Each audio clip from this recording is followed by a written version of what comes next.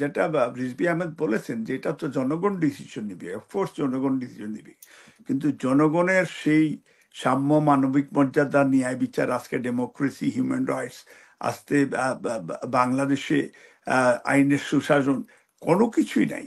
আজকে যদি আমরা যদি get out India, take back বাংলাদেশের আন্দোলনে আমরা যদি অংশগ্রহণ যদি না করি, তাহলে কি আমরা ওই যে যেটা আমি মনে করি যে তারা এই ইন্ডিয়ার ব্যাকআপে বাংলাদেশে তারা কন্টিনিউয়াসলি তারা তারা এই পাপেট সরকারকে তারা রেখেছে, যে হাসিনা আজীবন ক্ষমতায় থাকবে এবং ইন্ডিয়ার সরাসরি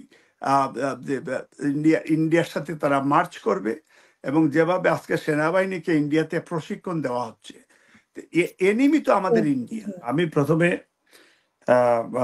বাংলাদেশে এই মে মাসে আমাদের শহীদ রাষ্ট্রপতি জিয়াউর রহমান, ওনার ওনার জন্য আমরা ওনার জীবনীর উপরে আমরা আশা করছি 30শে মে আমরা একটা স্পেশাল ইভেন্ট করব, এবং ওনার এই বাংলাদেশি জাতীয়তাবাদ, ইসলামিক মূল্যবোধ, বিশ্বাস, এগুলির উপরে আমরা একটা ডিসকাশন ফোরাম করার প্ল্যান করছি। তো আমরা আজকে সেই বাংলাদেশের প্রথম প্রেসিডেন্ট, মহান স্বাধীন বাংলাদেশের ঘোষক শহীদ রাষ্ট্রপতি জিয়াউর রহমানের আত্মার মাগফিরাত কামনা করছি। তার সাথে সাথে যারা বিভিন্ন গণতান্ত্রিক আন্দোলনে আত্মাহুতি দিয়েছেন তাদের আত্মার মাগফিরাত কামনা করছি। তার সাথে আমাদের নেত্রী, ওনার সুস্থতা কামনা করছি। ওনাকে আল্লাহ তাআলা যেন অচিরেই আমাদের মাঝখানে ফিরিয়ে দেয়, তার মুক্তি দাবি জানাচ্ছি। আজকের যে বিষয়টা, এটা অলরেডি 3জন সুযোগ্য আলোচনা করেছেন।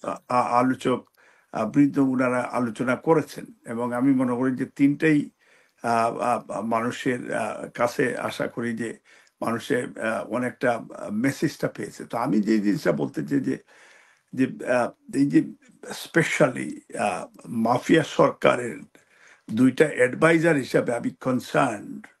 একটা হচ্ছে ইন্ডিয়ার র, আর একটা হচ্ছে বর্তমান যেটা আল জাজিরা যে মাফিয়া যে টাইটেল তার দিয়েছে, এটা মাসাদ।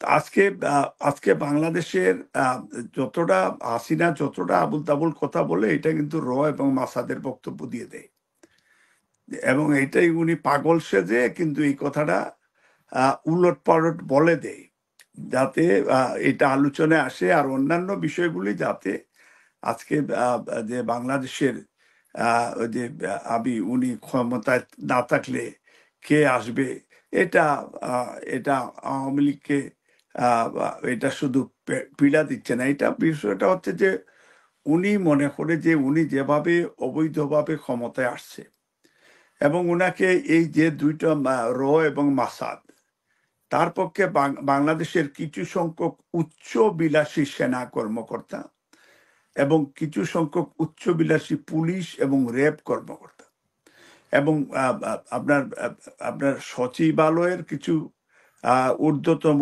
কর্মকর্তা, এবং আপনার জেলা প্রশাসক, এরাই মিলে কিন্তু এই বাংলাদেশের বর্তমান বাংলাদেশ তারা।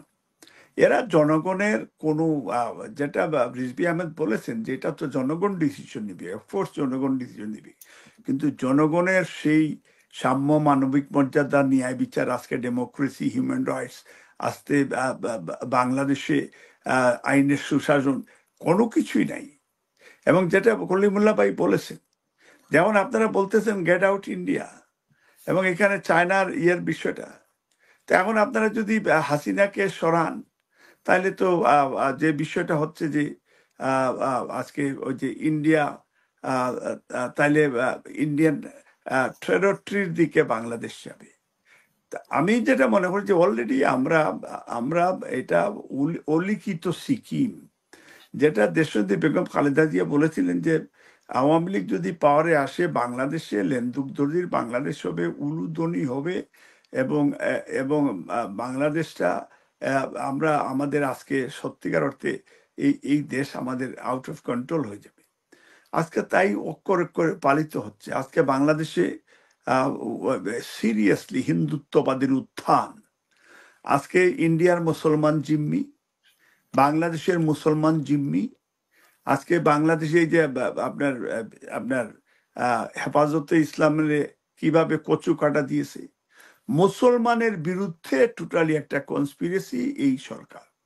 এখন বিষয়টা হচ্ছে যে আপনি যদি আমি যেটা কলিমুল্লাহ ভাইয়ের সাথে যে কথাটা আমি বলি যে আজকে যদি আমরা যদি get out India take back বাংলাদেশের আন্দোলনে আমরা যদি অংশগ্রহণ যদি না করি, তাহলে কি আমরা ওই যে যেটা আমি মনে করি যে তারা এই ইন্ডিয়ার ব্যাকআপে বাংলাদেশে তারা কন্টিনিউয়াসলি তারা তারা এই পাপেট সরকারকে তারা রেখেছে এবং তারা সাকসেসফুল। আপনার যেটা বাংলাদেশে যদি আল্লাহ রসুলের বিরুদ্ধে কোনো কথা বললে এটা কোটি কোটি মানুষ রাস্তায় নেমে যেত। আজকে আমরা দেখা গেছে যে প্রথমেই আপনার লতিফ সিদ্দিকী আল্লাহ রসুলের বিরুদ্ধে বলার পরে উনি পুরস্কার পেয়েছেন বাংলাদেশে। আবার কেউ কেউ দেখেছি শেখ মুজিবের বিরুদ্ধে কথা বলায় 14 বছরের জেল হয়ে গেছে। আজকে আজকে যদি আপনি ওই যে ইন্ডিয়াকে আপনারা বাংলাদেশের আপনারা সীমানা ভারতের কাছে হ্যান্ড ওভার করছেন, ফেনী ব্রিজ তৈরি করে দিয়েছেন, আজকে রামপাল দিলেন, আজকে আকাশ পথ দিয়ে দিয়েছেন। এখন রিসেন্টলি দেখেছি সমুদ্র যে সাইডে আপনার মায়ানমার এবং ক্যালকাটা থেকে সরাসরি জাহাজে যাতে স্মাগলিং হয়, অস্ত্র হয়, এটা তাদের টোটালি তাদের কন্ট্রোলে নিয়ে গেছে। তাহলে আমরা কোথায় এখন আমাদের যাওয়ার বিষয় এবং বাঁচার বিষয়?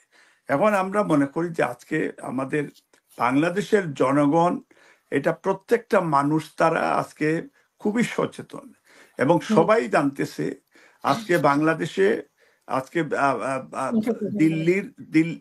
দিল্লির শাসন ইনডিরেক্টলি দিল্লির কমান্ড চলছে।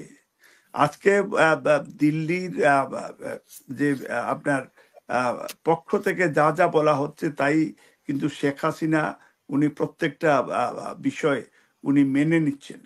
আজকে দেখেন যে আজকে আমরা প্রথমেই অনেকরা রানা প্লাজার ঘটনার পর থেকে কিন্তু আপনার বাংলাদেশে গার্মেন্টস ইন্ডাস্ট্রির উপরে অনেকটা আঘাত আসছে। ইন্ডিয়ানরা এখন এই গার্মেন্টস ইন্ডাস্ট্রি বাংলাদেশের চেয়ে একটু এক ধাপ এগিয়ে গিয়েছে ওই আপনার ইন্ডিয়ানরা, বিকজ তারা আমাদের দেশের এই যে গার্মেন্টস ইন্ডাস্ট্রি, ব্যবসা বাণিজ্য, টোটালি তারা ইলেকশন, আজকে ইন্ডিয়ান 100 জন এমপি পার্লামেন্টে আছে, 50 জন তারা ডিক্লেয়ার করেছেন তারা ইন্ডিয়ার প্রতিনিধি, আরো 50 জন, 100 জন অলরেডি ইন্ডিয়ান। এবং আগামীতে যে জিনিসটা যেটা আমি আশঙ্কা করছি, সরকার যদি কন্টিনিউ ক্ষমতায় থাকে তাহলে দেখবেন যে উইদিন 2 ইয়ার্স বা যদি 3 বছর যদি কন্টিনিউ করতে পারে তাহলে পার্লামেন্ট একটা বিল আনবে, যে বিলটা সিকিমের মতো, যে যে যে হাসিনা আজীবন ক্ষমতায় থাকবে এবং ইন্ডিয়ার সরাসরি ইন্ডিয়ার সাথে তারা মার্চ করবে। এবং যেভাবে আজকে সেনাবাহিনীকে ইন্ডিয়াতে প্রশিক্ষণ দেওয়া হচ্ছে, এনিমি তো আমাদের ইন্ডিয়া, এনিমি আমাদের বার্মা। যদি কারোর সাথে যুদ্ধ লাগে তাহলে তো আমাদের যুদ্ধ লাগবে বর্ডারে, যেমন আমাদের বর্ডারে আমাদের বাংলাদেশের জনগণকে প্রতিদিন 200-300 মানুষকে তারা হত্যা করতেছে। বাংলাদেশের এই মাতৃভূমির ভিতরে ঢুকে তারা বিএসএফ গুলি করে, কোনো প্রতিবাদ আমরা করছি। শেষ করবেন মালিক ভাই, শুনবো। আমি শেষ করে দিচ্ছি। তো এই বিষয়টা যেটা বিডিআর এর বিষয়টা আজ পর্যন্ত আমরা কোনো সমাধান হয়নি। তো এই জন্য আমি মনে করি যে আমরা যে কোনোভাবেই হোক এই সরকার পতন আন্দোলনে বিএনপি আমরা বিশ্বাস করি এইবার ডু ও ডাই, এবার কর্মসূচি আমরা পালন করব দেশে বিদেশে এবং সেইটাতে আমরা সাকসেসফুল হব। অফকোর্স আন্দোলনের কোনো বিকল্প নাই, মাইরের পরে কোনো ঔষধ নাই। কারণ হাসিনার কাছ থেকেও যদি আমরা অপোজিশনের শিক্ষা নেই তাহলে একটা লাশের পরিবর্তে 10টা লাশের কমান্ড হাসিনা দেওয়ার পরে ক্ষমতা লগ্গি বইটা দিয়ে লাশের উপরে ডান্স করে তারা কন্টিনিউ ক্ষমতায় তারা চালিয়ে যাচ্ছে। হেফাজতে ইসলামকে গণকবর দিয়েছে, হাজার হাজার হেফাজতকে হত্যা করেছে। গত নির্বাচনে স্বামী এবং ডামি নির্বাচনে বাংলাদেশের জনগণ 3% অংশগ্রহণ করেনি। অর্থাৎ জনগণ প্রস্তুত যে গেট আউট ইন্ডিয়া এবং টেক ব্যাক বাংলাদেশ, এবং হাসিনাকে হয়তো মুস্তাকের মতো আরো দেশপ্রেমিক কেউ আসবে, অথবা আপনার 75-এর মতো কোনো দেশপ্রেমিক আসবে এবং এবং হাসিনাকে হয়তো চিরবিদায় এই আওয়ামী লীগরাই দেওয়ার প্রস্তুতি তারাও নিচ্ছে। তবে এইবার কোনোভাবেই বিএনপির বা বিরোধী দলের উপরে কোনোভাবেই হামলা মামলা গুম খুন, আজকে প্রায় 700 ন্যাশনাল লিডার গুম, ইলিয়াস আলী চৌধুরী আলম সহ, এটা স্টপ করতে হবে। এবং এটা আমরা ক্লোজলি ওয়াচ করছি এবং আমরা এটার জন্য আমরা দেশে বিদেশে প্রস্তুতি নিচ্ছি। প্রস্তুতি নিয়েছেন। অফকোর্স শুনবো। বিএনপি অনেক ধন্যবাদ। আন্দোলনের প্রস্তুতি নিচ্ছে ইনশাল্লাহ। তারেক রহমান দেশের বাইরের থেকেই তাকে হাসিনা পতন করেই উইদিন 3 ইয়ার্স উনি দেশে আসবেন। ধন্যবাদ।